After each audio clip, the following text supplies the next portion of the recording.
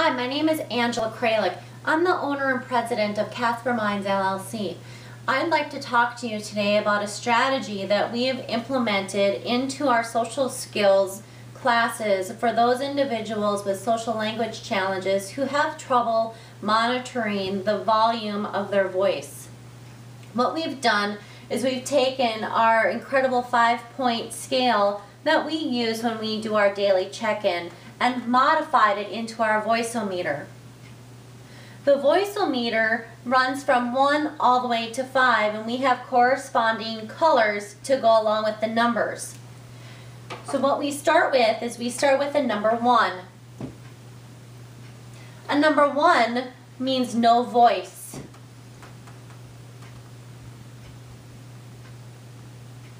No talking. And what we do to implement this strategy is we use expected and unexpected places that you could use this no voice level. Places that you could use this no voice meter would be when you're at a movie, when you're at a play with school, when you are listening to other people talk. This would be an expected place. Even sometimes in the classroom when your teachers are listening or talking and you're supposed to be listening, that is an expected place to use this no voice. Taking a test is another perfect opportunity for you to use this no voice level 1. When we go up to a level 2, the level 2 is blue, and that means whisper.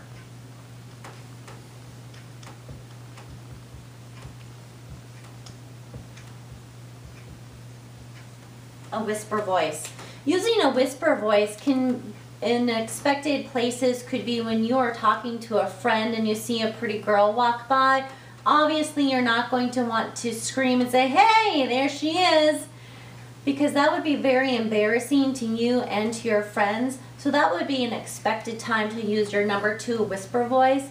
Other times, too, is when you are on a family vacation and you're flying in an airplane. You don't want everyone in the entire 747 to know your business, so doing a whisper voice would be an expected voice level to use.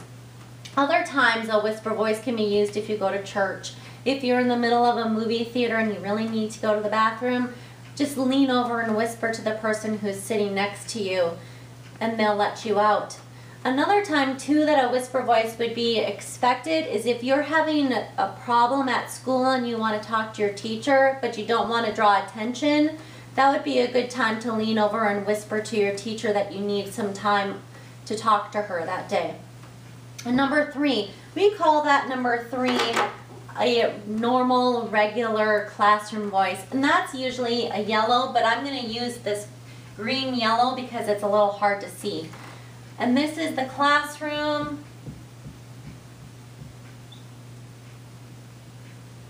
Inside voice. Obviously, this is the preferred volume that we want everyone to use when you're inside in a classroom setting. When you're at home, expected place would be driving in a car. If you are yelling at the top of your lungs that you want to tell your mom and dad or your sister what happened at school today, that could be very distracting and very dangerous for your parents. So using a number 3 inside classroom voice would be very expected. Other places would be when you are out to dinner with friends, when you're hanging out at a local coffee shop, talking to friends. You want to make sure that you're using an expected volume so that they are hearing you if they're sitting across the table from you. A number 4, we call that our outside voice, and that's orange.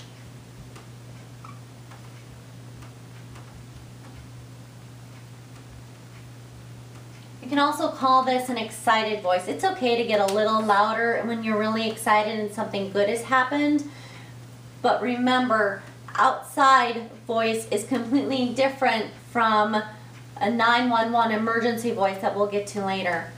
Being outside and playing on the playground would be an expected place to use this number 4 volume.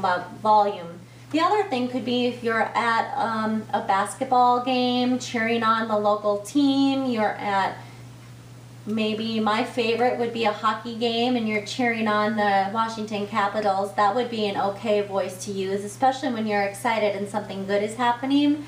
Another time too for a expected outside voice is if you're in PE and gym and you're doing competitive activities such as playing basketball, dodgeball, kickball, those kinds of activities. And number 5, as I had mentioned earlier, is called a 911 emergency voice. A 911 emergency voice is something that you would use if you are in terrible danger. If you are watching a friend run down the street to get a ball and a car is coming, that would be an expected time to yell at the top of your lungs that they need to watch out, a car is coming. Another thing too, another time to use your 911 emergency voice would be if there's a fire in your home, or if you are hurt, if you fall down the stairs and you need help or you're cut. An emergency 911 voice should only be used when there is an emergency and you need to stop and think, is this an expected time to use that 911 voice? So what I want you to stop and think about, and when using this strategy, is to pick expected places and areas and scenarios that you could use to implement this strategy with your friends, family members, students, classmates, neighbors, especially knowing the numbers 1 to 5 and when it's okay to use them. If you have someone who is always doing a whisper voice and you can never hear them, you want them to stop and think, maybe I should use a 3 in this situation. So what I want you to do is I want you to go ahead and just practice it. There's more information on my website at www.casperminds.com. If you have any other questions or anything else to add to this Vocie O Meter strategy, please feel free to email me at casperminds@gmail.com. I hope you enjoyed our strategy, and please look forward to more wonderful strategies to use in the everyday world. Goodbye.